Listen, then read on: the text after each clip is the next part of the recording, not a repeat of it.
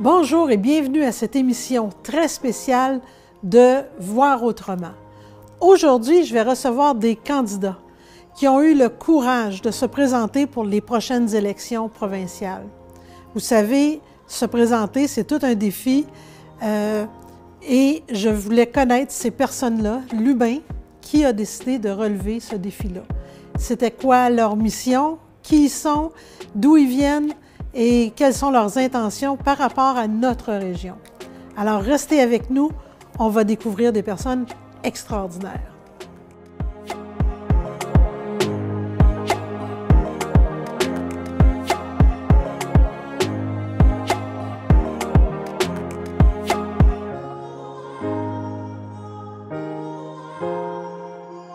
Alors, bonjour tout le monde et aujourd'hui, pour commencer, mon invité, M.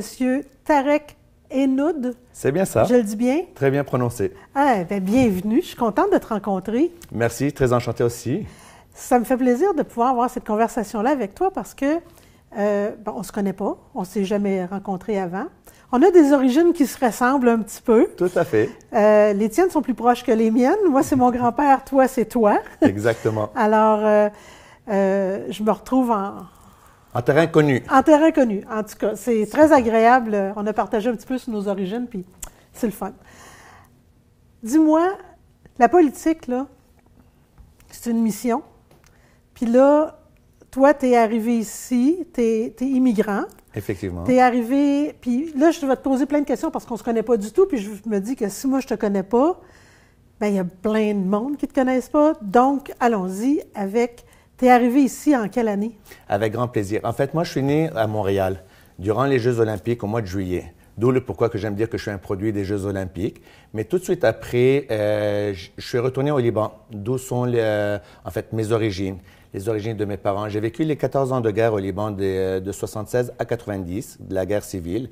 Et en 91, je suis retourné à Montréal, avec ma famille évidemment, où on s'est installé depuis. C'est sûr que de 76 à 91, on a eu aussi la chance de vivre en Europe, en Italie et en Grèce, une île grecque en fait qui s'appelle Chypre, en mer Méditerranée. Et j'ai eu l'occasion aussi de vivre une année ou presque une année au Nigeria, en Afrique. À mon retour à Montréal, j'ai fait mes études comme tout le monde. J'ai fait mon cégep, j'ai fait mon université à l'Université du Québec à Montréal, un baccalauréat en administration, avant d'épouser ma conjointe qui est de Victoriaville, Marilyn Saint-Cyr, et qui m'a amené à venir par la suite m'installer pour faire grandir ma famille et dans un environnement sécuritaire, sain et plus tranquille que Montréal. Ah, ça a fonctionné. Tu as 5 enfants? Tout à fait. Alors, Victoriaville, c'est un terroir productif. Absolument. En fait, moi, j'aime dire que j'ai 5 enfants parce que je ne fais pas de distinction. J'ai 3 enfants à moi, 3 garçons. Qui ont entre 12 et 16 ans. Puis en même temps, je suis famille d'accueil pour le centre jeunesse. OK. Donc, on a une fratrie qui est avec nous, puis qu'on amène justement, qu'on aime donner une deuxième chance. Depuis déjà plus de 6 ans, 7 ans, on donne au suivant, puis on essaie de donner une deuxième chance à des jeunes, puisqu'on se sent privilégié que nos jeunes sont bien entourés, bien encadrés, et donc on veut redonner à la communauté de cette façon-là. Oui, bien merci beaucoup de faire ça, c'est bien. Voilà. Alors, là, vous travaillez dans le monde de la finance, c'est ce que je comprends. Tout à fait. Mais qu'est-ce qui a fait, parce que vous avez dû faire des choses extraordinaires pour qu'on puisse dire, « Hey, mais lui, il vous ferait un excellent candidat pour le Parti conservateur. » Alors, qu'est-ce que tu as fait qui t'a démarqué des autres, de tes confrères, de tes collègues? Effectivement. Donc, c'est mon bagage en tant que directeur depuis plus de 15 ans dans le domaine de la finance. J'ai touché à tous les volets de la finance, que ce soit au niveau des fonds mutuels, des fonds de placement, de la bourse, que ce soit au niveau des assurances collectives. J'ai cette capacité-là à mener les projets à terme, de gros dossiers. Donc, c'est un petit peu ce volet qui m'amène à vouloir aussi contribuer au niveau économique de ma région. Je suis très impliqué dans ma communauté. Je suis aussi parrain pour le parrainage civique. On parraine une personne avec un handicap physique et intellectuel. On s'occupe aussi de faire des levées de fonds, ma famille et moi, à toutes les années pour les enfants malades. Et évidemment, on s'occupe au niveau de la paroisse à Bois-Franc. Donc, c'est en quelque sorte une contribution que je veux apporter au niveau plus global. J'ai un très bon bagage au niveau de l'entrepreneuriat et j'ai amené des centaines d'entreprises dans mon domaine professionnel à soit démarrer ou se développer. Et j'ai beaucoup assisté d'entreprises dans le transfert intergénérationnel.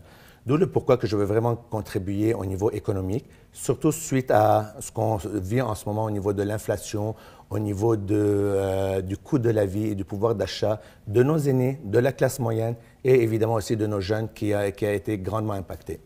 Curieusement, est-ce que tu travailles à l'intérieur d'une institution ou tu es un travailleur autonome? Je travaille depuis plus de 15 ans pour le Mouvement Desjardins. D'accord. Puis j'ai travaillé également pendant presque 10 ans dans le domaine hôtelier, oui. 2 hôtels 5 étoiles à Montréal, dans justement tout le volet des congrès, d'où un petit peu mon aisance avec l'écoute, avec la proximité avec les gens.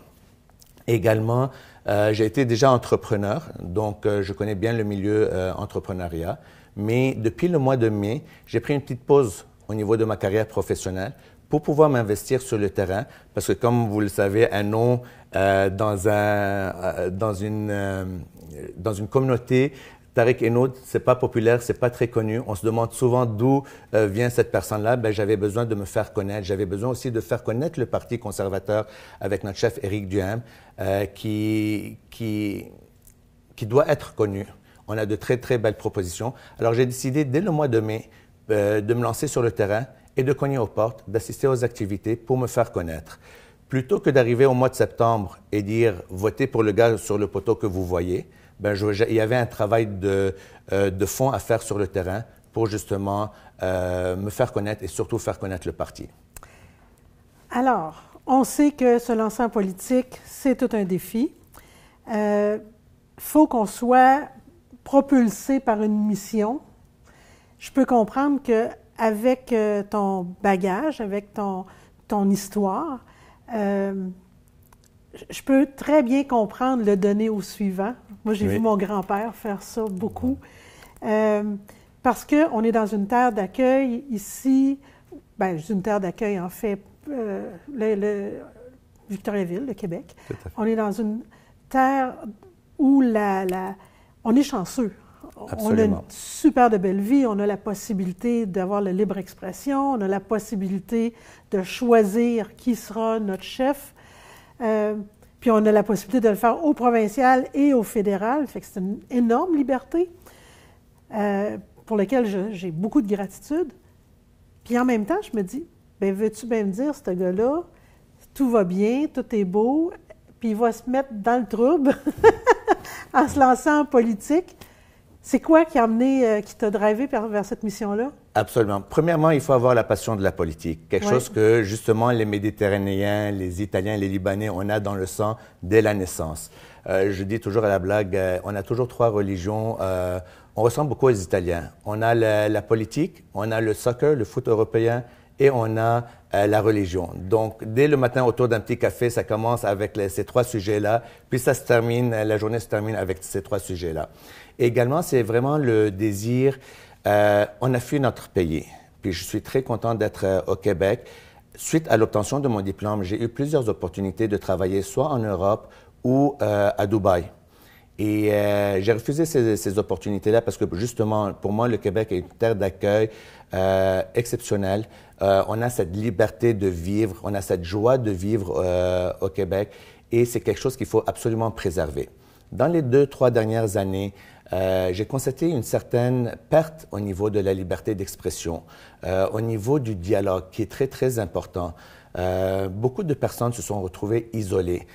Beaucoup de personnes se sont retrouvées en détresse. Et c'est un petit peu ça qui m'a animé à me lancer en politique, pour pouvoir faire la différence à ce niveau-là, éviter de répéter les erreurs du passé et qui se sont produites ailleurs, entre autres au Liban. Et donc, c'était cette volonté de vraiment être la voix de la population qui a été impactée. Sur mon terrain, j'ai eu à écouter les citoyens et à voir vraiment des histoires très tristes. Et dans un Québec où on se dit un Québec justement de terre d'accueil, où ce qu'on aime donner au suivant, où ce qu'on aime prendre soin de l'autre, ben, c'était important de pouvoir se lever. Donc, travailler là-dessus, mais surtout aussi travailler sur le volet économique qui est très, très important. on doit continuer à travailler, à faire avancer le Québec, à contribuer à la région. Et c'est un petit peu ça qui m'anime et qui me pousse à me lancer dans cette aventure qui n'est pas facile.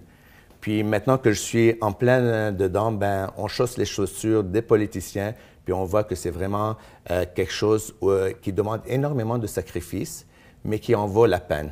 Moi, tous les jours, malgré les messages d'intimidation, les messages racistes que je reçois, que ce soit par réseaux sociaux ou que ce soit sur le terrain, mais toutes les histoires que j'ai entendues, des familles en détresse, des familles tristes, des familles qui ont perdu l'espoir, ben, ces histoires-là me poussent à me dire non, il faut que quelqu'un se lève, il faut que quelqu'un défende la population. Puis ça va être important.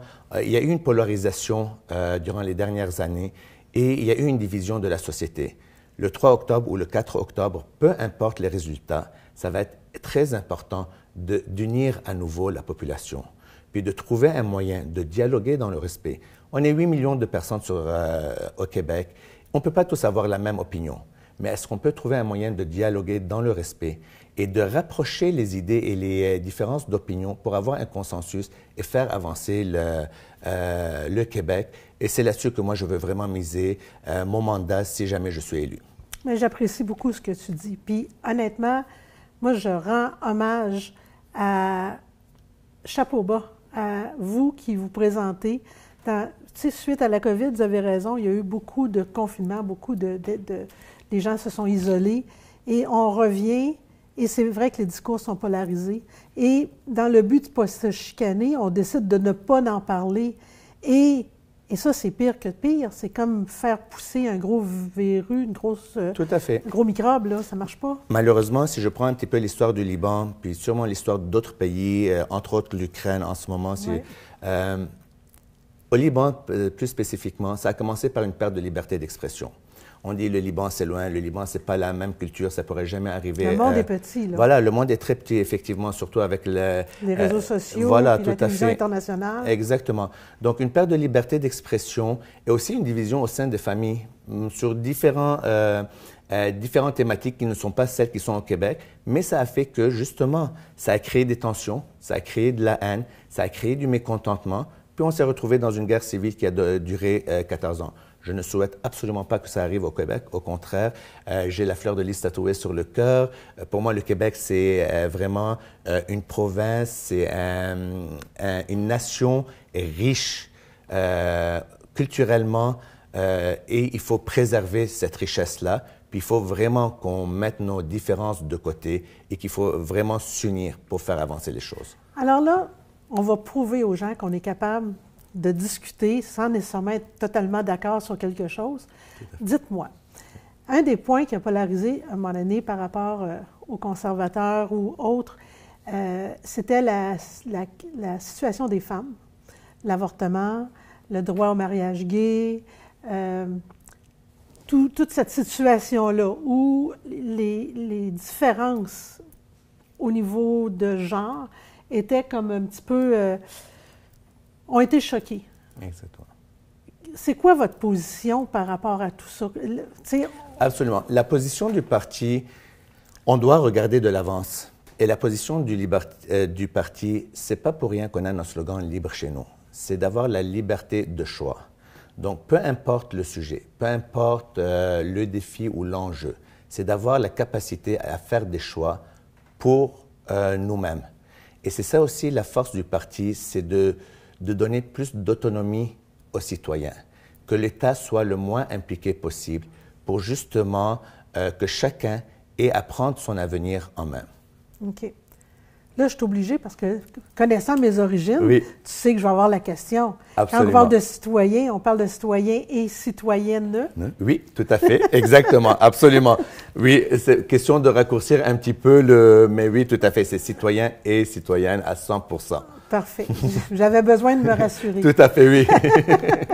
Absolument. Alors, maintenant, pour Victoriaville, Tu as vécu ici, ça fait quelques années que tu es ici déjà. Moi, ça fait depuis 2000 que j'ai découvert cette si belle région. Je suis tombé en amour, mais c'est je venais à toutes les fins de semaine ou une fin de semaine sur deux pour voir les beaux-parents, la belle famille. Mais c'est depuis 2013 qu'on est vraiment venu s'installer à Victoriaville. Donc, ça fait 10 ans Exactement. et plus que tu connais la région. Alors, dans ton mandat, dans ta mission, tu es élu le 3 octobre.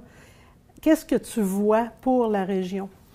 Comment on va voir sur le terrain que Tarek est arrivé? Absolument. Bien, dans un premier temps, moi, je vais être très présent au sein de ma communauté. Tel que je le suis à l'heure actuelle, durant la campagne et ma pré-campagne, je vais l'être durant tout mon mandat. Je vais mettre des tables de travail de différentes professions pour justement, durant toute l'année, aller chercher le pouls de la population, aller chercher les défis, les enjeux. C'est certain que moi, ma force, c'est l'entrepreneuriat, c'est l'économie.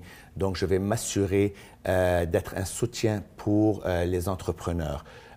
Leur alléger, un, le fardeau fiscal et deux, tout le volet des règles et des bureaucraties. Parce qu'il faut qu'on regarde de l'avant, il faut qu'on fasse avancer les choses. Et avec un État qui est plus contrôlant, ça devient beaucoup plus difficile à de jeunes entrepreneurs, à des petites et moyennes entreprises de croître et surtout de survivre. J'en ai rencontré beaucoup de jeunes, beaucoup de petites et moyennes entreprises qui ont énormément de difficultés en ce moment et qui sont en train de se remettre en question après 3, 5, 6 ans d'opération. Alors, c'est de s'asseoir avec ce milieu des affaires-là et de vraiment faire avancer les choses et de voir comment, en tant que soutien collaborateur, on peut les aider justement dans leurs rêves, dans leur réalisation. On s'entend qu'ils mettent énormément d'heures à chaque semaine. Puis, bien sûr, à travers tout le volet de la pénurie de main-d'œuvre, de voir comment on peut soutenir notre réseau d'entrepreneurs pour justement faire évoluer la région économiquement. Quand vous parlez de la pénurie de main-d'œuvre, est-ce que vous avez des pistes de solutions par rapport à ça? Parce qu'il n'y a pas plus de population, donc pas plus de main-d'œuvre. Tout à fait. Effectivement, il y a le premier volet qu'on entend souvent parler, c'est à travers l'immigration. Une immigration, bien sûr, avec la francisation de nos nouveaux arrivants, qui est très important. Puis, il n'y a pas juste la francisation, il y a aussi l'accueil et l'accompagnement une fois qu'ils sont en place, une fois qu'ils sont installés. Côté culturel. Côté culturel. Souvent, on pense aux premiers jours, aux premières semaines, aux premiers mois. Puis par la suite, on passe au suivant. Mais c'est devoir de le faire sur une plus longue période pour s'assurer qu'ils sont vraiment bien intégrés. Il y a également tout le volet des garderies. On s'entend qu'il y a 52 000 enfants qui sont en attente de garderie. C'est certain que les parents ont à ce moment-là plus de la difficulté, soit à aller sur le marché du travail. 52 000 enfants, ça, c'est à travers le Québec? À travers le Québec, effectivement. À quoi ressemble la situation à Victoriaville? Ou dans les régions? Là, pour le moment, je n'ai pas les données exactes, mais je sais qu'on est aussi que c'est un enjeu de la région. Ouais. Je sais aussi que la municipalité met beaucoup d'emphase, fait beaucoup de promotion pour justement pouvoir soit créer plus de places en garderie ou amener des personnes il y a des programmes pour justement à ouvrir des garderies en milieu familial. Donc, c'est quand même un enjeu qui est national, mais qui touche aussi notre région. Et c'est important à ce moment-là de trouver un moyen de créer les places pour ces familles, pour ces enfants-là, pour justement permettre aux parents soit d'aller à temps plein, d'avoir un retour sur le marché du travail ou bien sûr à temps partiel. Également, bien sûr, on parle de beaucoup de conditions de travail au niveau public. J'ai rencontré des centaines d'infirmières, j'ai rencontré plusieurs centaines aussi d'enseignants qui m'ont parlé des conditions de travail. On doit tendre la main, on doit tendre aussi l'oreille. On doit être à l'écoute de nos travailleurs. Plutôt que d'imposer des conditions de travail, il faut amener les idées du bas vers le haut. Il faut être à l'écoute. Il faut travailler avec, moi je dis, nos employés de première ligne pour justement amener les solutions et créer des conditions de travail qui vont motiver et fidéliser les travailleurs.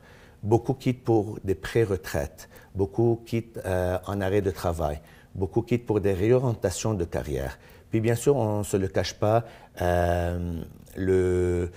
au niveau, je cherche mon terme, au niveau public, l'État a grossi énormément.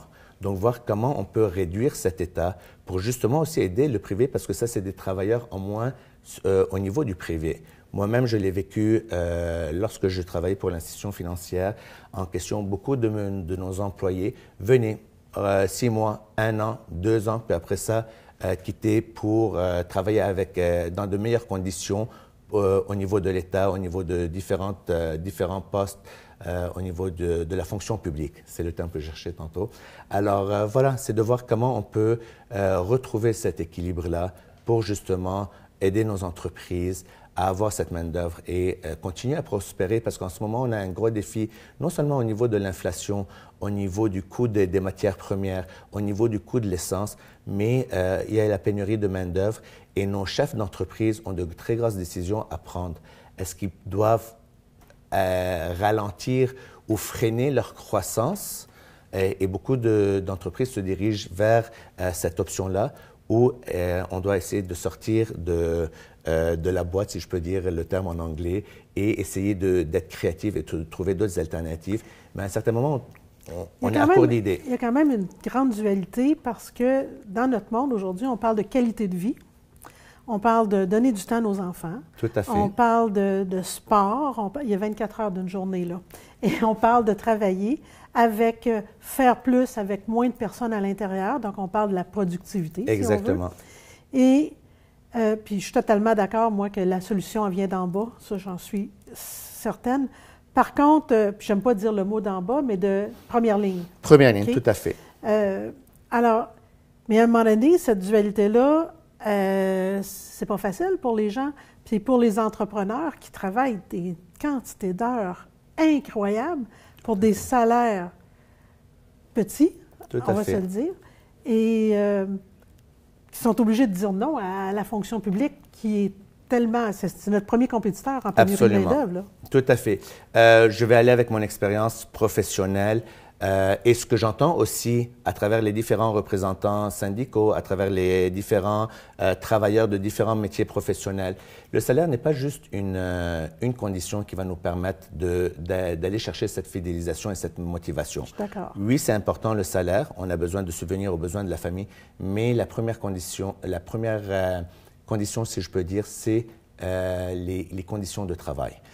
J'ai rencontré différentes entreprises depuis le mois de mai, surtout dans les dernières semaines, où j'ai rencontré des travailleurs qui, avec le salaire qu'ils font, sont très contents, puis sont dans la même entreprise depuis 10, 12 et 15 ans même.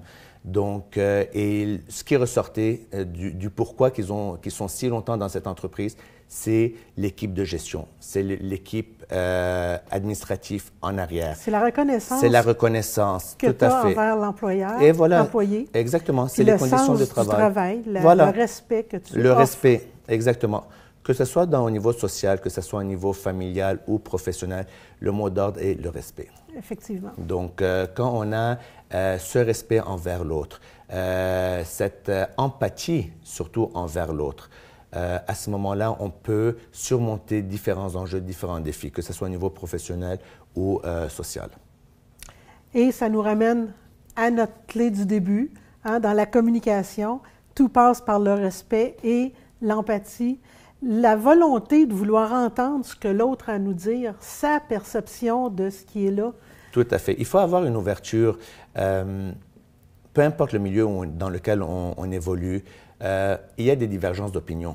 Mais c'est de prendre un pas de recul, de voir dans l'échange qu'il y a eu, qu'est-ce qui est bénéfique pour la collectivité. Et c'est là que c'est important de vraiment prendre ce pas de recul et dire quelle est notre volonté, quelle est notre mission et comment on veut l'accomplir et la réaliser. Des fois, il peut y avoir de très bonnes idées provenant des autres, mais c'est d'être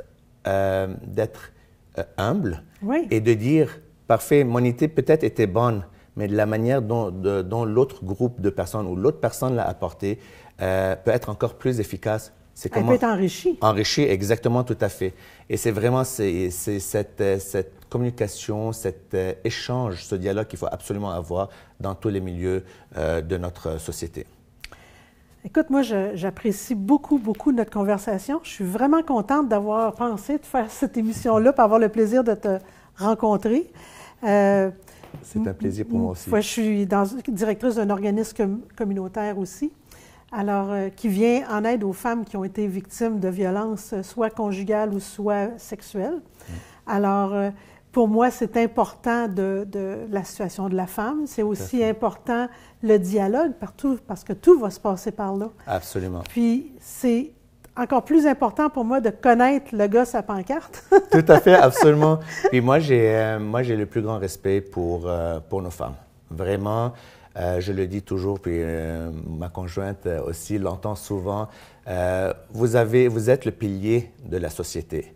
C'est pas pour rien que vous avez la responsabilité de la famille, du travail, vraiment, vous prenez beaucoup sur les épaules.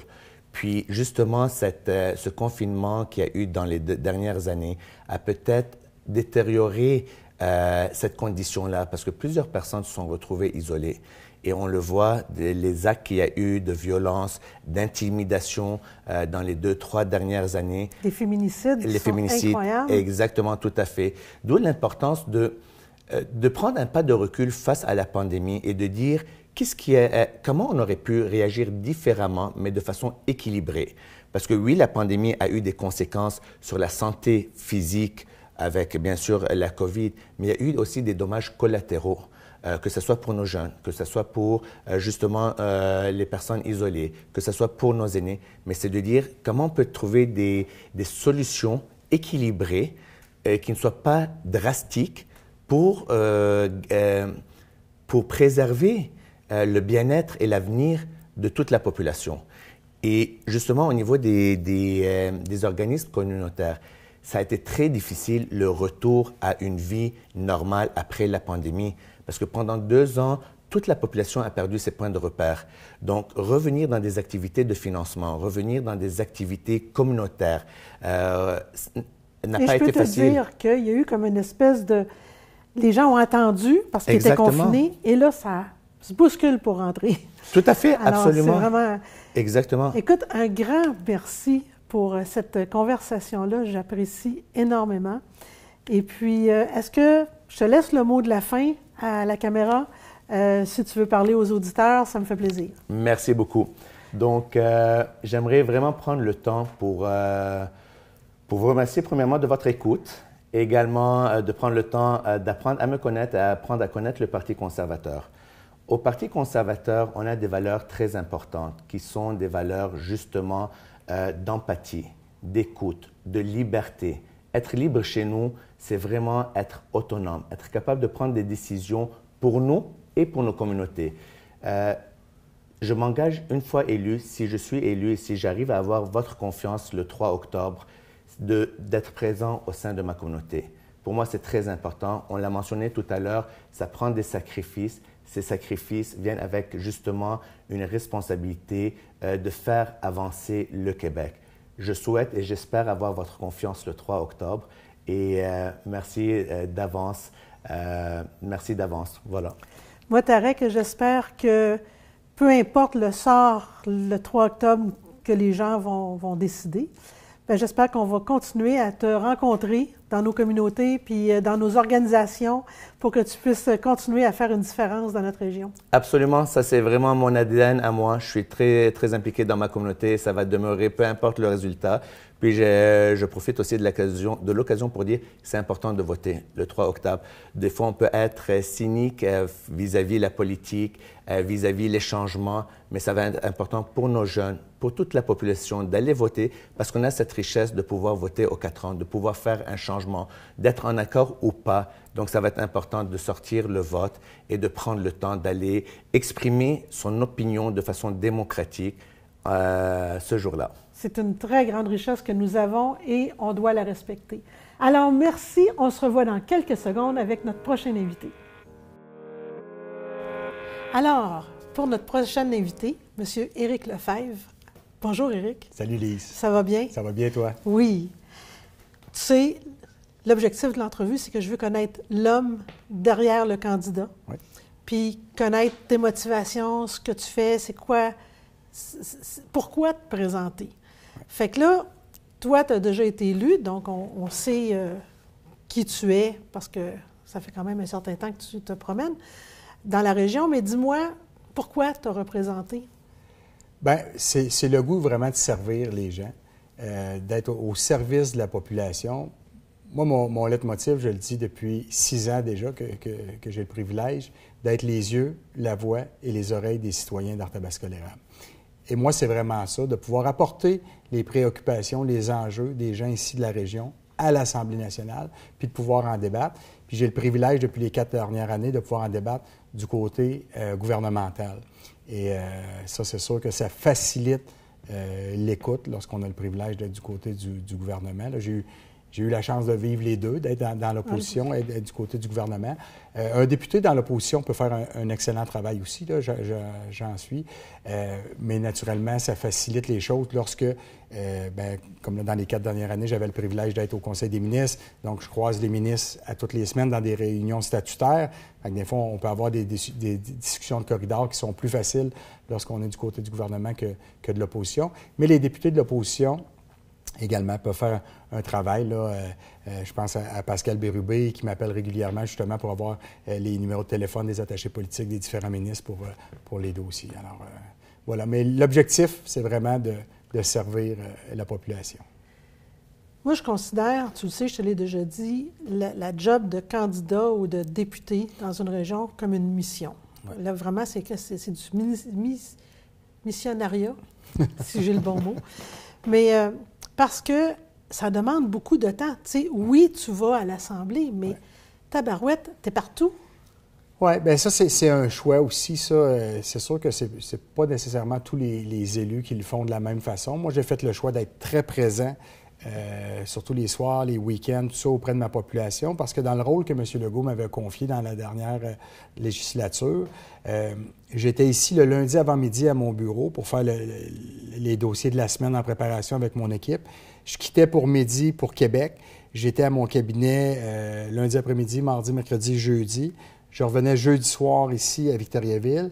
Le vendredi, j'avais des rencontres avec les différents organismes, entrepreneurs ou citoyens de la ville. Et le vendredi soir, samedi et dimanche, là, ce sont les activités dans le comté où je vais à la rencontre des citoyens et citoyennes.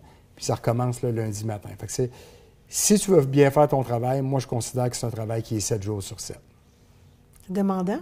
C'est demandant, mais en même temps, il faut savoir qu'être député, c'est une période de notre vie. Hein. On le sait, les gouvernements, ça tourne, ça change. Alors, je me dis, moi, le temps que je suis là, que les citoyens et citoyennes ont décidé que j'étais leur voix, je veux le faire à mon maximum, au mieux pour eux.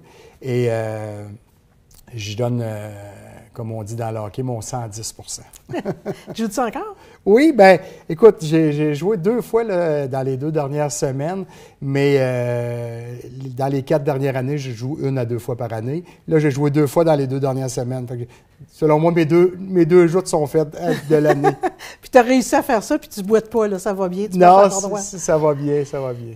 Écoute, là, je ne veux pas qu'on parle de la plateforme du parti. Ouais. Ça, je pense qu'elle a passé à la télévision, il y a eu le débat des chefs. Les gens qui sont intéressés peuvent le faire. Ouais. Moi, ce que je veux que tu me dises, c'est toi, Éric, comme mission dans notre région, à Victoriaville, qu'est-ce qui te touche, qu'est-ce qui te fait vibrer le plus? Bien, assurément, le dossier qui me préoccupait le plus des 6 dernières années était l'agrandissement de l'Hôtel-Dieu d'Arthabasca. Okay. Ça, c'était mon dossier phare, parce que pour moi, je dis toujours que l'Hôtel-Dieu d'Arthabasca, c'est la pierre angulaire du développement économique de notre région. Si on a un hôpital qui est fort, qui est moderne, on va attirer des médecins, on va attirer des infirmières, on va attirer des préposés. Puis après ça, quand nos différentes entreprises, nos organisations sollicitent des gens de l'extérieur, si on a un service de santé qui est adéquat, qui est moderne, c'est plus facile d'attirer les gens. Alors pour moi, ça, c'était une priorité parce que l'Hôtel-Dieu datait de plusieurs décennies et ne répondait plus aux besoins d'aujourd'hui. Alors, c'est un projet d'envergure et il y a 6 ans, juste pour te dire, le projet était à la hauteur de 50 millions. Quand même. Et là, on vient de terminer avec la signature à un projet de 360 millions. Alors là, on est complètement ailleurs. C'est le plus gros investissement historique qu'on n'a pas eu dans les 100 dernières années. Puis c'est le plus gros investissement qu'on aura probablement pour un seul projet dans les 100 prochaines. Alors, pour moi, c'était un projet qui était fort, qui était important. Puis pour boucler mon budget, Lise, c'est une femme d'affaires, il me manquait juste 100 millions Juste. Alors, les pinottes. Fait que la dernière année a été vraiment, parce qu'au programme québécois des infrastructures, on avait prévu 260 millions.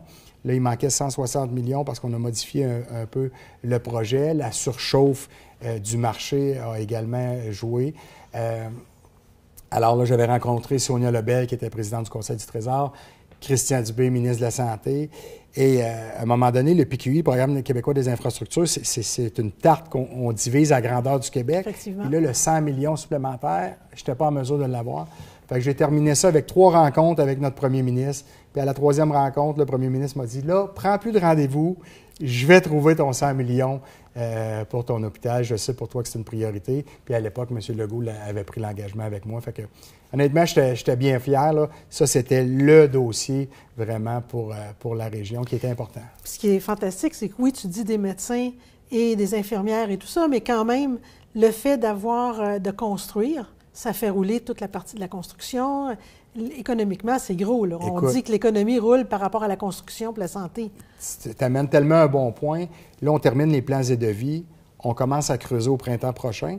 Puis c'est un projet qui va se faire sur 4 ans, 360 millions. Tu sais, ça se fait pas... Pendant 4 ans, il y a du monde qui va rouler en ville. Là. Pendant 4 ans, exactement. Puis ton point est tellement important. Puis là, oui, on va amener de la business pour nos entrepreneurs, nos sous-traitants ici de la région.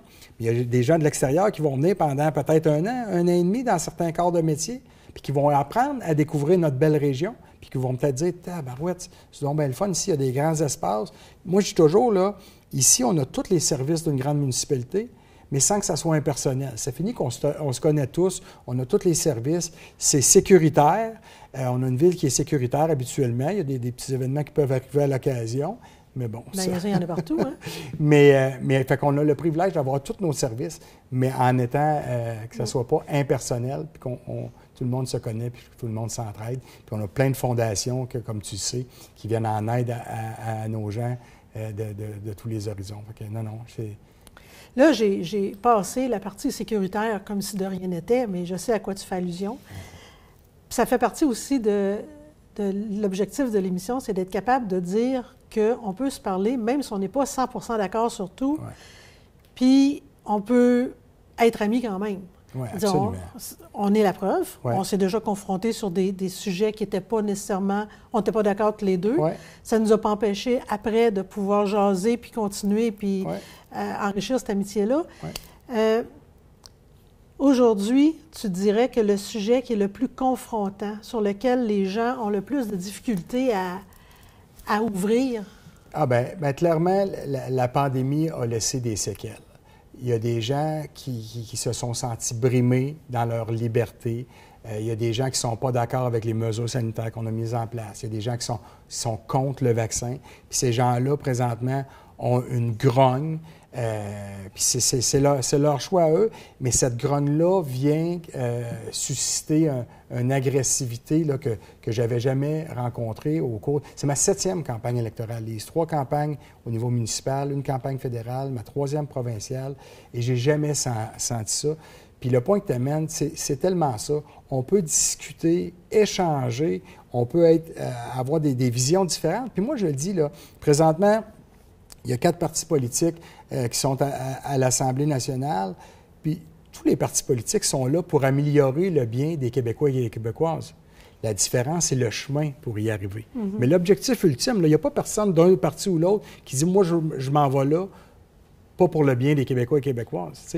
Mais le chemin qu'on choisit est différent, puis c'est là que ça amène des débats qui sont sains à l'Assemblée nationale. Souvent, les gens voient la période de questions où il y a une confrontation qui est un peu plus musclée. Puis moi, je dis souvent, ça, c'est un peu comme la joute de hockey. Il y a une joute qui se fait que les gens écoutent, mais en dehors de ça, il y a des amitiés qui se créent. Moi, j'ai de grands amis du côté des libéraux, du côté des péquistes avec qui j'ai développé des grandes amitiés au cours des 6 dernières années. Puis, où est-ce qu'il y a les plus beaux échanges? Je te dirais, c'est en commission parlementaire. Où est-ce qu'on échange, on fait l'élaboration du projet de loi, là, puis le ministre présente un projet de loi, puis là, chacun des articles est débattu avec tous les partis d'opposition, et là, on échange, puis on va essayer de trouver le plus de consensus possible pour arriver à la fin avec un projet de loi qui est le plus consensuel possible. Moi, j'ai toujours vu la politique comme étant un métier. Alors, quand j'avais mon commerce, je n'étais pas le seul commerce de meubles, je n'étais pas la seule décoratrice, mais je ne me suis jamais battue contre les autres décoratrices ou les autres magasins de meubles, même qu'à certains moments donnés, on a fraternisé, on a joué au golf ensemble parce qu'on partageait cette même passion-là de l'aménagement.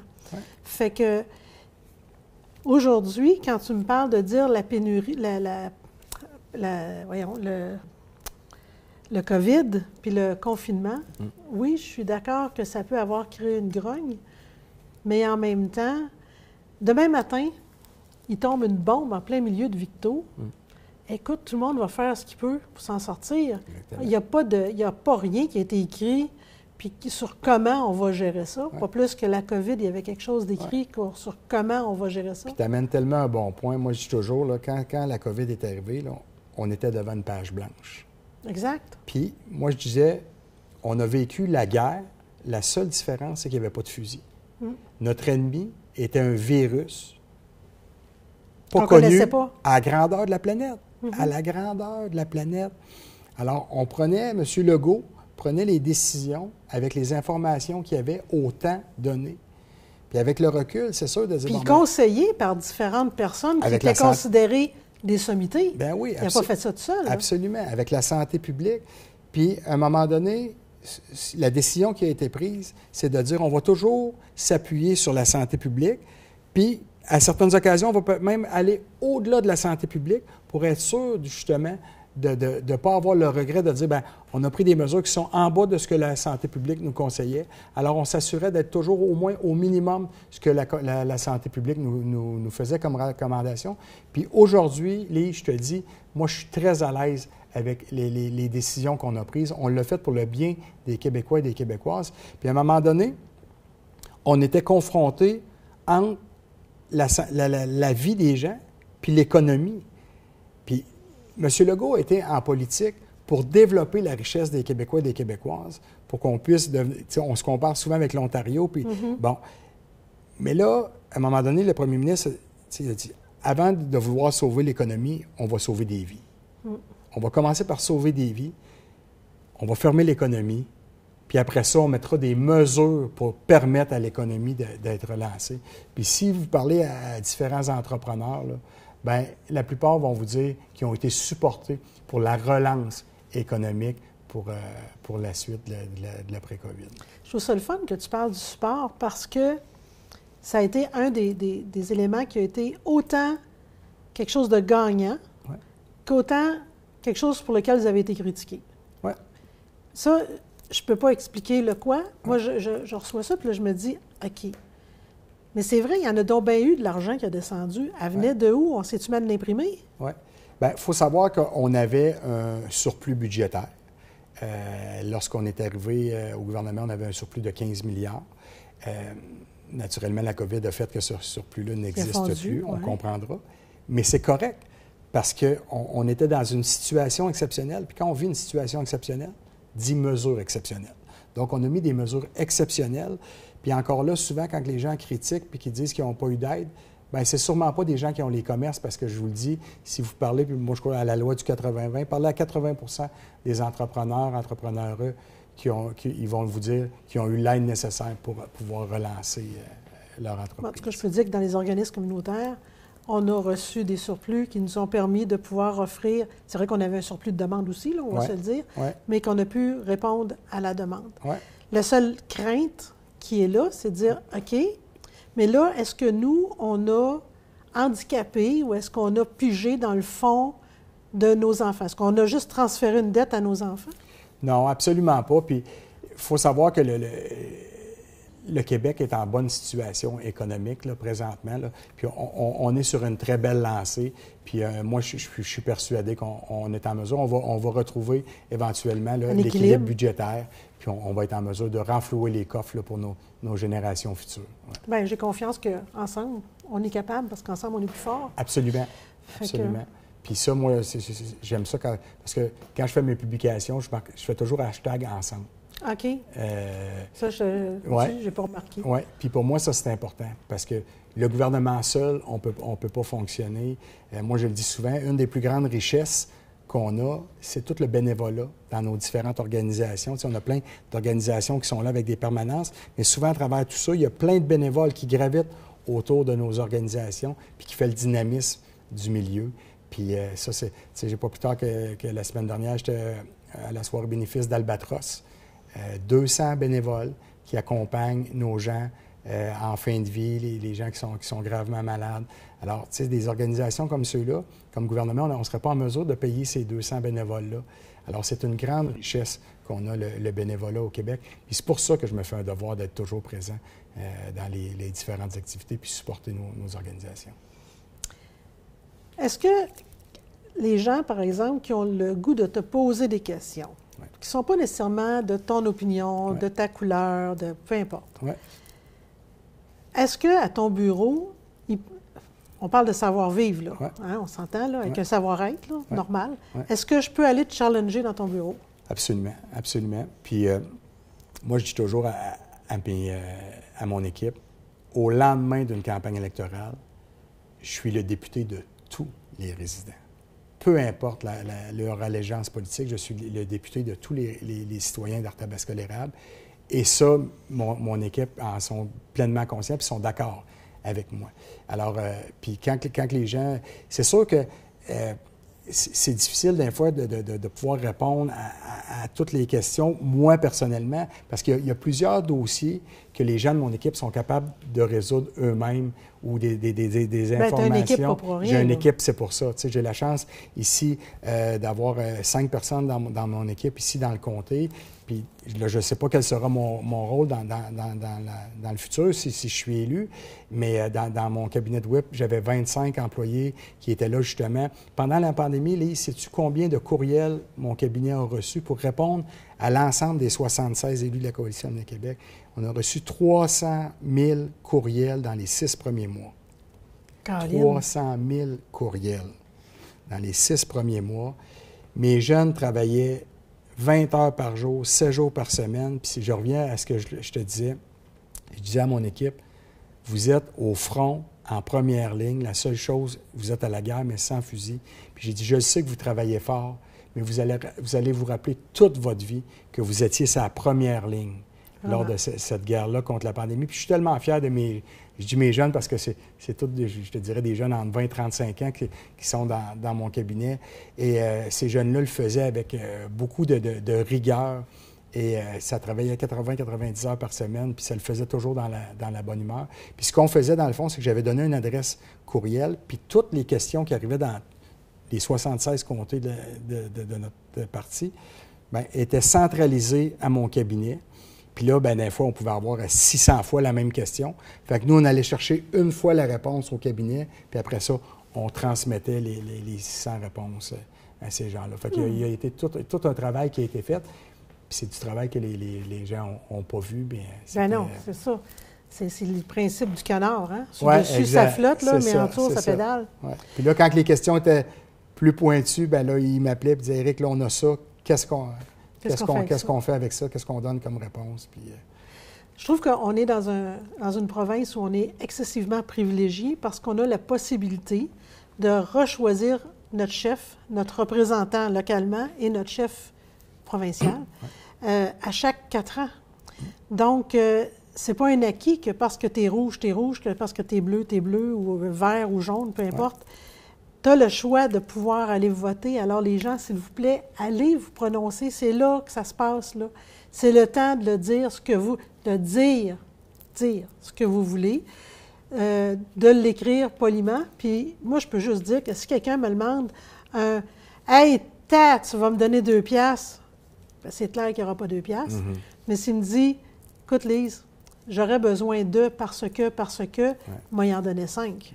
Tu comprends? Fait qu'il y a une façon de faire les choses. Puis on est dans un pays où on peut le faire. On n'est pas en Afghanistan. Ah oui, puis alors on n'est pas dans un pays de guerre, donc on a cette possibilité-là. Je laisse t'adresser à la caméra. Et si tu as 2 mots que tu veux dire à tes électeurs, ça nous fait plaisir. Ah, c'est gentil. Merci de l'occasion, Lise. Tout d'abord, je veux vous dire merci. Merci de m'avoir donné la confiance au cours des 6 dernières années Ça a été un grand privilège, je le répète, d'être vos yeux, votre voix et vos oreilles à l'Assemblée nationale au cours des 6 dernières années. Je vous fais une offre de service pour les 4 prochaines. J'espère avoir la chance de poursuivre mon travail pour vous, mais surtout avec vous. Et je vous dis à très bientôt. Bye-bye. Merci, Éric. C'est la première fois que je l'entends, moi, le principe de « je vous fais une offre de service ». Honnêtement, j'aime ça beaucoup parce que c'est pas mal ça. Et un grand merci d'avoir partagé avec moi. Merci à toi, mon ami. Et maintenant, je suis avec ma nouvelle invitée, Luciana Arentes. Est-ce que je le dis bien? Oui, très bien. Merci pour l'invitation. Je suis contente d'être ici avec vous. Bien, ça me fait plaisir. L'objectif, c'était d'apprendre à connaître la personne qui se présente et voir qui elle est, d'où elle vient, c'est quoi son expérience. Alors, parle-moi de toi. D'où tu viens? Oui, je suis originaire du Brésil. Ça fait 25 ans que j'habite ici, au Québec, au Canada. Je travaille avec le développement des immigrants. Je suis formée, je suis un journaliste de formation. Journaliste. Journaliste, oui. Oui. C'est ça, ma spécialité, c'est vraiment, j'ai fait un cours à l'université au Brésil avant. Je suis journaliste, mais jamais vraiment, je travaillais déjà comme correspondant pour des compagnies brésiliennes ici, au Québec. Mais présentement, je suis vraiment dans le côté immigration, j'intègre des immigrants. C'est pour ça aussi que j'ai décidé aussi de me candidater parce qu'on sait vraiment présentement le manque de pénurie de main-d'œuvre ici dans la région. Donc, c'est un des facteurs aussi que j'ai pensé pour commencer la politique aussi. Ben oui. Est-ce que tu demeures dans la région? Oui, je demeure. J'ai toujours habité dans la région. Ah oui? J'ai toujours habité dans la région. Le père de mon fils, il vient de Victoriaville. C'est ça. Et c'est pour ça aussi que j'ai d'intérêt aussi, parce que mon fils, j'ai un fils de 13 ans qui veut rester en région, qui des fois, j'ai déjà travaillé à Montréal quand j'avais une émission à la radio aussi à Montréal. J'ai déjà pensé d'habiter là-bas, mais mon fils dit non, on va rester en région. Et c'est pour ça aussi que j'ai donné la mission si jamais je suis députée d'Arthabasca, d'avoir plus de chances pour les jeunes de la région. C'est présentement, on voit que les jeunes, on n'aime pas l'université. Par exemple, ici, l'université, je parlais avec des gens du cégep, les étudiants, ils ont plus d'universités ici. Il y a juste des cours à distance. Effectivement. Ça c'est une chose, si jamais je suis députée, c'est une chose que j'aimerais essayer d'avoir un campus, parce que je trouve que Victoriaville, c'est une ville assez grande pour avoir une université. Je trouve vraiment dommage que les étudiants de cégep, ils vont à Trois-Rivières et des fois, ils n'ont même pas d'autobus aussi. Pour prendre un autobus, supposons que je n'ai pas de voiture, il faut que tu prennes un autobus qui ça prend peut-être 4 heures pour arriver à Trois-Rivières. Oui. Parce que tu passes, au fond, tu retournes à Montréal. C'est vraiment compliqué. Et ça, c'est une chose que si jamais je suis députée, ça va être régler les problématiques d'avoir au moins une navette pour les étudiants qui veulent aller à Trois-Rivières et revenir ici. C'est une des choses que j'aimerais ça. Est-ce que toi, tu t'étais déjà, avant de te présenter ici, est-ce que tu étais impliquée avec le Parti libéral avant?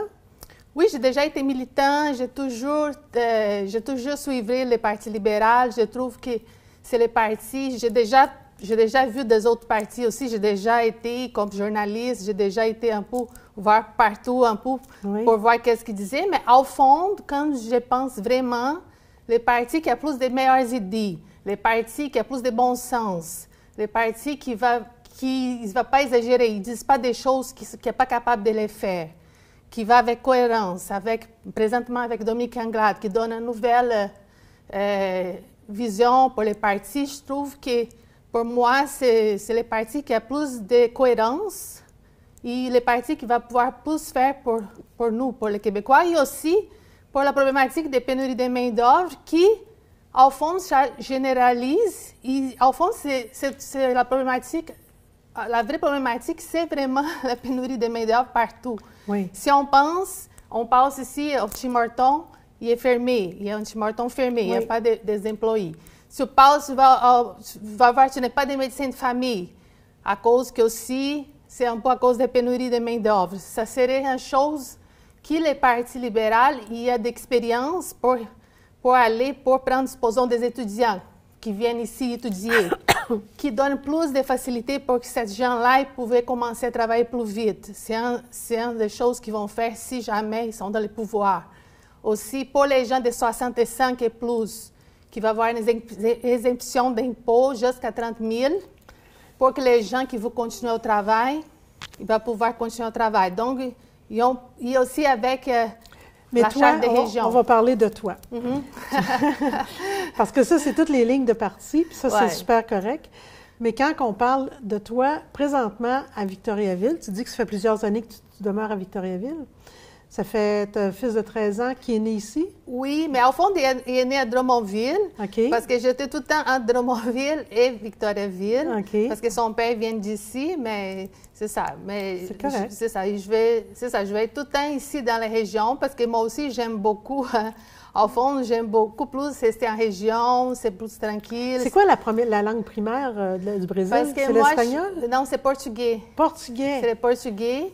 Et moi aussi, comme je suis née dans une région au Brésil qui s'apparente beaucoup à Arthabasca, c'est une région agricole. Okay. Au fond, j'étais née, mon père, il y avait une petite ferme. Ma mère était professeure là-bas, donc on avait envie que ça me ressemble beaucoup la vie que j'ai ici. Qu'est-ce qui a fait que tu es déménagée par ici? Mais j'ai commencé, j'ai venu comme étudiant, j'ai venu pour faire des études, et à la fin, j'ai commencé à avoir envie, après ça, je raconte quelqu'un, après ça, je travaille aussi. Et aujourd'hui, ça passait déjà 25 ans. Ben oui, ton cours de journalisme, tu l'as pris au Brésil? Oui, au Brésil. Puis quand tu es venue étudier ici, tu étudiais quoi? Mais j'étudiais en commerce international. OK. Et après ça, je travaillais pour une compagnie de Drummondville pendant 10 ans. Pour une compagnie qui... J'ai voyagé beaucoup. C'était une compagnie qui avait des affaires partout au monde, au Brésil. J'étais gestionnaire de développement de la compagnie. Okay. Donc, j'ai voyagé beaucoup. J'ai beaucoup d'expérience. J'ai voyagé, j'étais en Russie pour les autres. J'étais en Europe, j'étais au Brésil, aux États-Unis. C'était un gros compagnie. Tu connais bien le monde des affaires puis le commerce international. Oui, j'ai une expérience un peu partout. C'est ça que ça me donne vraiment vision. Et c'est pour ça que je sais que j'ai la possibilité, si jamais je suis un député ici pour la région, j'ai beaucoup de connaissances, d'expérience. Je vais essayer de donner vraiment le meilleur pour la région, pour les producteurs agricoles, qui je sais qu'ils souffrent présentement beaucoup avec plusieurs problèmes, c'est compliqué, la paperasse, tout ça, c'est des choses aussi qui, ça va être une chose aussi qui les partis aussi, on essaie de réduire aussi la paperasse, le changement pour la relève des agriculteurs. Mon père aussi, quand il est comme une personne que je connais, je sais que c'est très difficile pour les agriculteurs. Ils font un travail essentiel, c'est un travail essentiel pour nous. Donc, c'est une chose vraiment aussi que ça me préoccupe, c'est une chose que ça me vient encore pour les producteurs agricoles aussi. Oui, parce qu'ils travaillent très, très fort et c'est vrai que la relève, pour eux, c'est très difficile. C'est aussi, oui, il y a la paperasse, mais il y a aussi tous les quotas, les quotas de production, la possibilité de pouvoir vendre, puis, puis ceux qui font la transformation, qui présentement mettent des freins à l'entrée qui sont assez difficiles. Et aussi, les problématiques aussi, ça revient, comme j'ai dit, avec la pénurie de main-d'œuvre, qui présentement aussi, même, j'étais visiter une ferme l'autre journée, on parlait de ça, et on a discuté aussi de trouver des gens pour travailler ici, parce que les gens qui viennent du Mexique, qui viennent du Guatemala, ils viennent, mais ils partent après. Oui. Ça serait peut-être plus tard une option aussi de peut-être demander à ces gens-là s'ils voulaient rester ici tout le temps. Ça serait une possibilité aussi de peut-être d'aider aussi les producteurs agricoles, parce que c'est sûr qu'ils restent plus à l'été, c'est sûr, mais c'est des gens aussi qui peut-être, que si on les demanderait, ils voudraient, c'est le temps qu'ils ne travaillaient pas à la ferme, ils pouvaient faire d'autres choses aussi. Ben oui, effectivement. Ça serait une autre option aussi. Tu disais que tu travaillais à l'intégration de la main-d'œuvre immigrante? Bien, présentement, je travaille pour une compagnie qui fait l'intégration des migrants. Parce que maintenant, à cause de la pénurie, ça c'est un travail du gouvernement, mais comme le gouvernement n'est pas capable c'est comme on sait tous, on voit bien que François Legault, ce n'est pas sa priorité d'avoir plus d'immigrants ici. Il parle tout le temps que ce n'est pas une bonne nouvelle.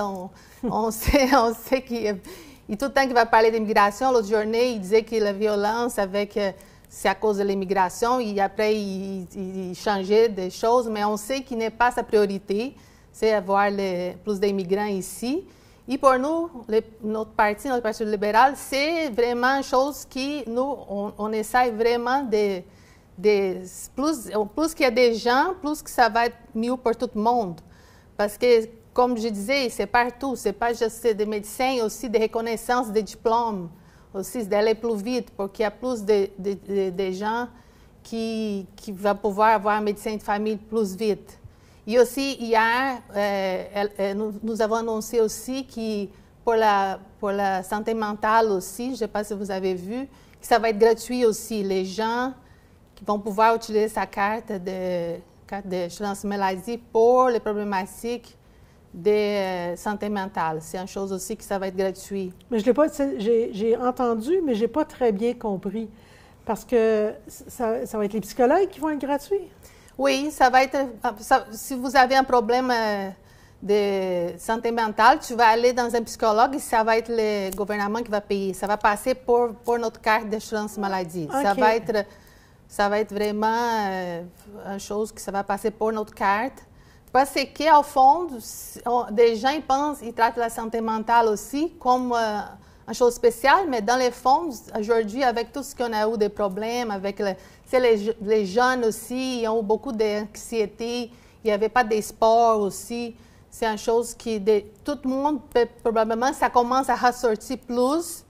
Et c'est une maladie comme toutes les autres. Effectivement. Et donc, c'est vraiment, ça va être une très bonne chose pour que les gens ils puissent aller se soigner plus vite. Et aussi avoir des thérapies. Ça veut dire que chaque personne qui va voir un psychologue, qui va avoir droit à avoir environ pour l'instant 15 sessions par année. Et c'est ça, mais je trouvais ça, c'est vraiment une bonne chose parce que avec tout, comme on le disait, la pandémie, c'est les jeunes aussi on ne pouvait pas faire des sports. Ça, oui, bien, il y a eu beaucoup d'isolement. Étant donné qu'il y a eu beaucoup d'isolement, les gens n'ont pas pu partager, ou même aller rejoindre les services qui, pour plusieurs, étaient fermés. Oui, aussi pour les jeunes qui ont été oubliés aussi pour les gouvernements aujourd'hui. Il va y avoir un programme aussi pour les sports qui s'est déjà annoncé, que c'est chaque étudiant de l'école publique qui veut faire un sport, parce que présentement on paye. Supposons mon fils va à l'école publique, mais on paye pour jouer au hockey, on paye, c'est tous les sports. Il va y avoir une bourse de 5 000 pour que chaque jeune qui veut pratiquer un sport, pour pratiquer son sport, parce que ça coûte très cher. C'est les équipements, je sais parce que je connais, c'est OK, tous les équipements, ça coûte cher. Ça va être aussi en aide pour la jeunesse aussi, qui était vraiment oubliée tout le temps des pandémies et qui présentement, il y a beaucoup d'anxiété, il y a beaucoup, c'est ceux qui sont plus pareils. Je vois ça même avec mon fils parce qu'ils n'ont pas joué. Maintenant, il est plus dans les jeux vidéo. J'ai dit, mais j'ai besoin que tu retournes au hockey, mais c'est plus dur. Oui. Ça change. On pensait que non, mais on voit une différence. Oui, vraiment. Hein? Quand on est là tous les jours, on sent une différence. Oui, effectivement. Il y a eu comme une espèce de complaisance à rester à l'intérieur. Oui. Puis là, le défi, c'est de sortir de la maison maintenant. Oui, c'est ça. Et de retourner, c'est pas évident.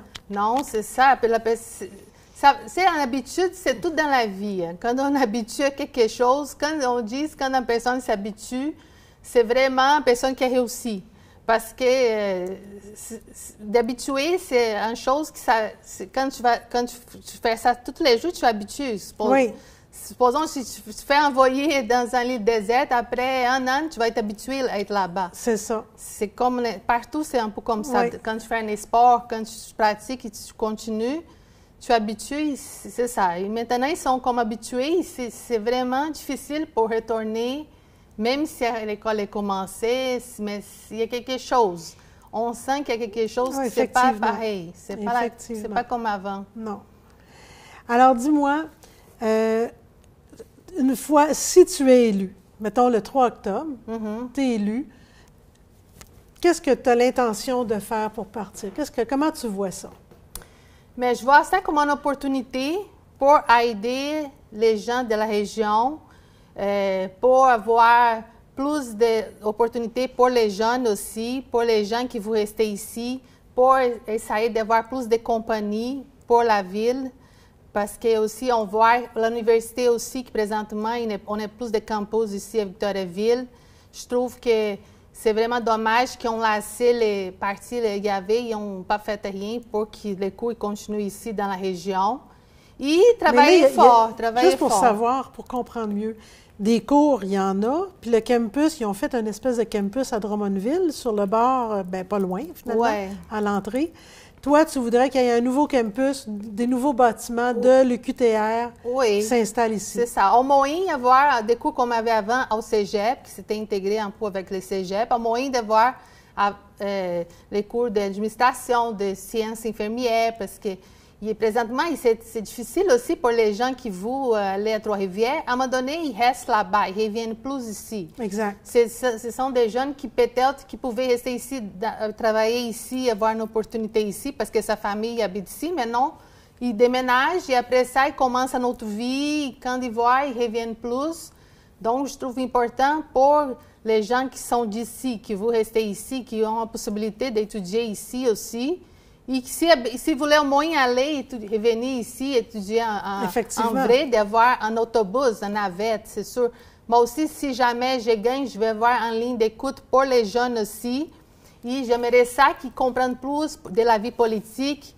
Et aussi, j'aimerais ça aussi que j'inviterai chaque mois un étudiant, on ferait une loterie d'étudiants de cégep ou d'étudiants de secondaire aussi, pour aller visiter l'Assemblée nationale, pour voir comment ça marche en vie de député, parce qu'il y a beaucoup de gens qui ne comprennent pas c'est quoi un député.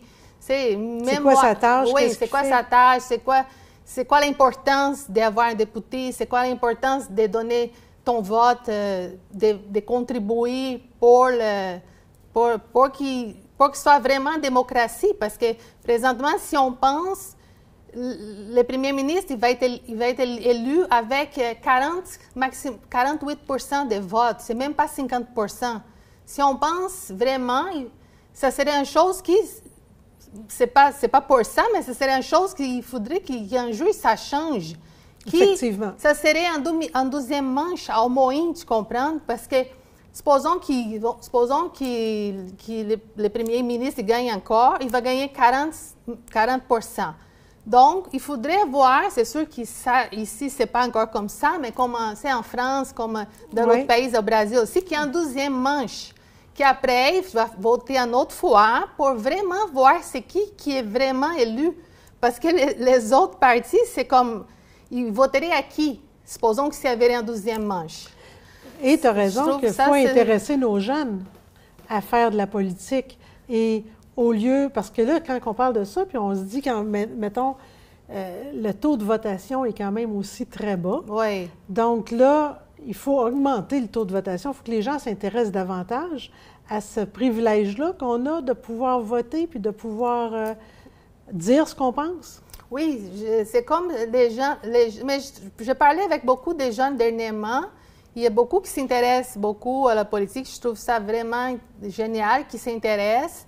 Parce que c'est le futur des autres aussi. Exactement. C'est son futur aussi pour l'environnement. On travaille aussi fort pour changer tout ça, pour donner une nouvelle vie, parce que au fond, c'est la vie des autres. C'est nous qui choisissons sa vie pour son futur. Effectivement. Donc, il faudrait qu'il vraiment choisisse la bonne personne qui croit, qui pense qu'il y a des possibilités, qui va les aider, qui va faire la meilleure chose pour la jeunesse. Je trouve ça que c'est très important qu'ils s'engagent vraiment. Quand eux, ils font, en France ou dans votre pays, quand ils font la deuxième manche, est-ce que ça veut dire que les députés qui ont été élus ne sont plus nécessairement élus? Il faut recommencer encore? Non, au fond, parce que là-bas, c'est plus comme avec le premier ministre, mais ce serait vraiment, après, il donnerait une chance pour, la deuxième manche, c'est vraiment pour le premier ministre. OK. Ça serait vraiment, les députés qui ont gagné, ils ont gagné. Mais ça serait vraiment donner une chance pour que les gens votent, juste supposons qu'ils qui est les deux qui sont plus votés, supposons, une idée, la CAQ et les libéraux, supposons. Après ça, les autres qui ont les autres partis, ils votent vraiment pour un ou l'autre, pour vraiment, parce que les autres partis, ils ont le choix de voter. Parce que sinon, ils vont choisir pour lequel des deux ils voudraient avoir comme chef. Oui, parce que sinon, on ne sait pas si les gens qui sont, disons, du Québec solidaire, ils voulaient aller avec la CAQ. On ne sait pas. Peut-être qu'ils voulaient aller, les autres, la 12e chance, ça serait avec, peut-être la mentalité, c'est plus proche des libéraux, supposons. Donc, ils iraient voter pour les libéraux. Donc, ils n'ont pas cette choix-là de vraiment choisir. Et je trouve qu'à un moment donné, il faudrait que ça change, ça. Ici. Dis-moi, est-ce que toi, tu as vécu de l'intimidation? Non, pour l'instant, non. Des gens sont sympathiques. C'est sûr, il y a quelques pancartes qui sont arrachées, des choses comme ça. Mais je me promenais souvent. J'étais avec mon garçon, on mettait des pancartes, des gens y passaient. Ils disaient allô, mais c'était des gens sympathiques. Je trouve que les gens... Des gens étaient respectueux envers vous? Oui. Des gens, jusqu'à date, sont très respectueux ici à Victoriaville. Des gens... Il allait vraiment de s'intéresser beaucoup pour les politiques. Quand je parle, j'étais au centre d'achat, j'ai rencontré des gens. Et des gens s'intéressent bien. Et pour que je vois, ils sont intéressés par la politique. Okay. J'espère qu'ils vont aller voter. C'est important. C'est vraiment, vraiment important. Si on a quelque chose à dire, c'est maintenant qu'il faut le dire. Oui, parce que des fois, des gens, ils peuvent dire aussi, dans la journée, ils vont pas voter. Mais c'est vraiment important d'aller dans la journée. Est-ce que vous avez un bureau de circonscription ici présentement? Présentement, non. Mais c'est sûr que si jamais ça marche, je vais avoir un bureau permanent tout le temps pour que des gens puissent venir me parler, pour des gens qui veulent savoir comment ça marche, ou des gens qui veulent avoir des sollicitations pour moi et je serai ouvert pour parler avec le public. Bien, écoute, moi, en tout cas, ça me fait beaucoup plaisir de t'avoir rencontré parce que je voulais rencontrer la femme qui était sur les pancartes en me disant, bien là, qui elle est, d'où elle vient, qu'est-ce qu'elle fait, elle travaille où? Puis après les élections, est-ce que tu as l'intention de continuer à t'investir dans la région? Oui, c'est sûr, je vais continuer. Si jamais je suis députée, je vais travailler beaucoup fort pour les gens d'ici, pour avoir plus de choses pour la région. Mais sinon, je vais continuer mon travail aussi avec l'intégration des migrants. C'est une compagnie qui, au fond, je représente aussi des gens de Québec jusqu'à Montréal.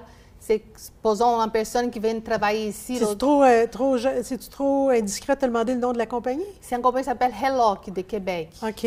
Mais je suis conseillère en immigration présentement.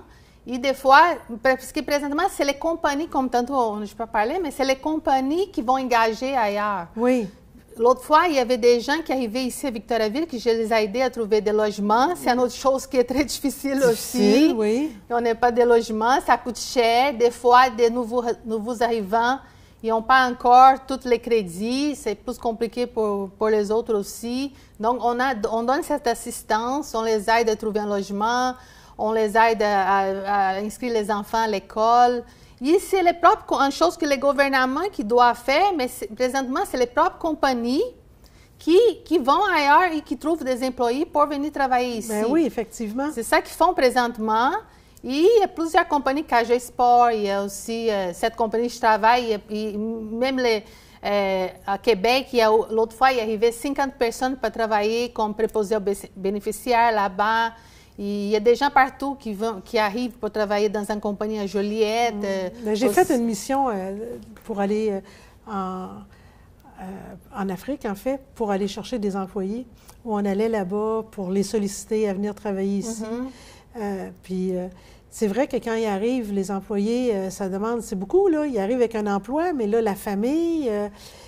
tout le défi du logement, de rester, la nourriture, quelle épicerie, comment, c'est grand. Ça. Oui, moi-même, comme immigrant, je trouve que j'aime ça, ce travail aussi, parce que, c'est quand j'arrivais, j'étais étudiant, je ne savais rien, j'ai appris pour moi-même, c'est moi-même qui trouvais mon logement, c'est moi-même qui commençais à regarder tout, mais c'est un grand défi. Oui, ça serait vraiment bien, comme présentement, qu'est-ce que j'ai fait, qui on les aide, qui on dit, vas-y, cette place, qui on les aide à trouver un logement. Des fois, ça peut coûter moins cher, ça peut coûter plus cher.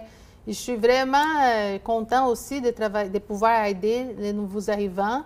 Je trouve qu'il y a beaucoup de bonnes personnes qui pouvaient déjà être ici. On a une liste des gens qui attendent présentement, des gens de partout, de France, du Brésil, qui, pour une chose qu'on ne sait pas pourquoi, parce que nous, on est vraiment conditions pour arriver ici, mais ils refusent les visas de plusieurs personnes.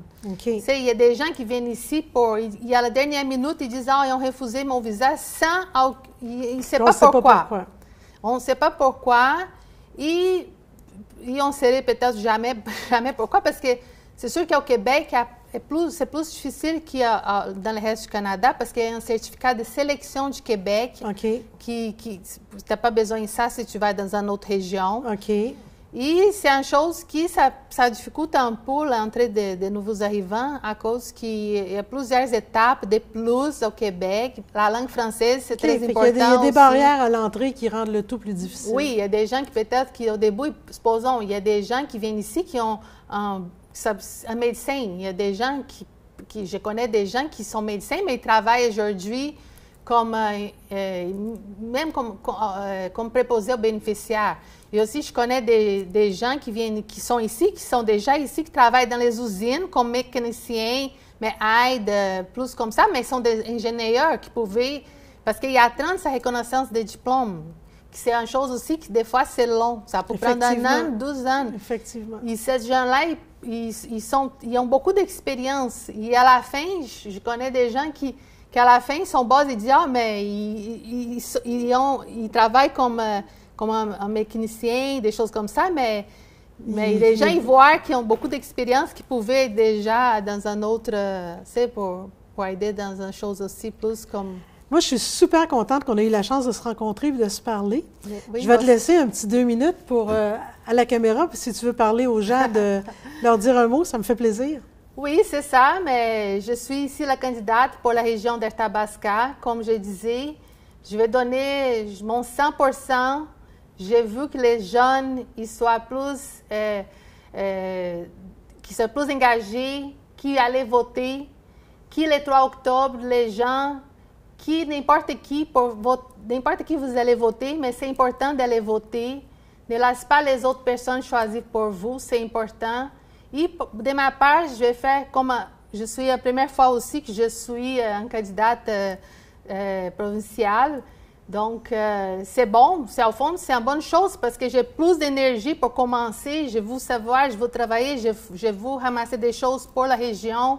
Je veux aider les gens des agriculteurs.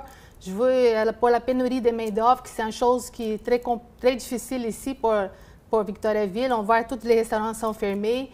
Et pour la jeunesse aussi, pour que vous autres restent ici en région, d'avoir une nouvelle université. Et je suis ouvert pour vous écouter. Je serai ouvert et c'est ça. Allez voter le 3 octobre.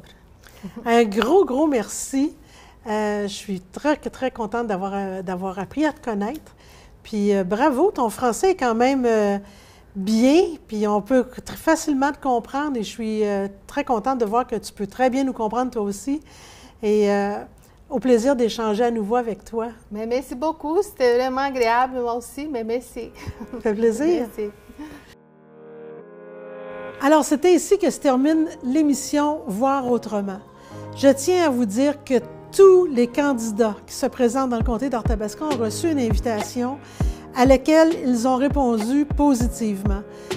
Je tiens vraiment à remercier les candidats qui se sont présentés à leur rendez-vous et qui ont partagé ouvertement avec moi, qui se sont présentés, livrés pour l'échange que nous avons eu.